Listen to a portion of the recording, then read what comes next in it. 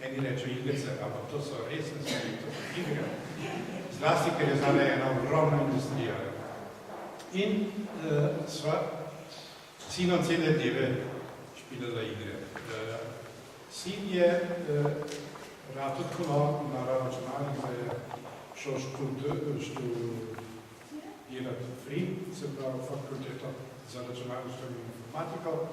Zdaj je po službi, mora cele dneve delati računalniške programe in seveda nima časa več za igre. Manj ga pa jaz, ko sem vmes prišel v penzijo. Eni pravijo, da sem zasvojen. Značilnost za zasvojence je, da nikoli ne priznajo, da so zasvojeni. To je pri alkoholikih ali pri drogah ali pa kjerkoli. Jaz torej z računalniškimi igrami nisem zasvojen. Še zlasti, ker recimo zadnjih 30 let igram igre, streljačine pa FRP-ke. In sem hkrati spisal 81 knjig.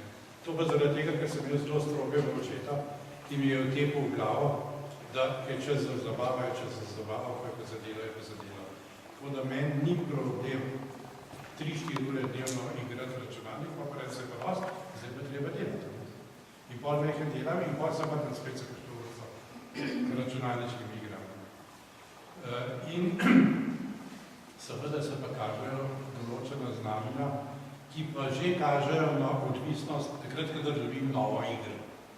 Ker takrat pa ne igram 3-4 ure, ampak cel dan, ali 2 dni, ali 3 dni, tudi pozno noč, če treba, sam da pridem skozi. On že gre, po 3-4 ure, ker grem že 20-40 skozi.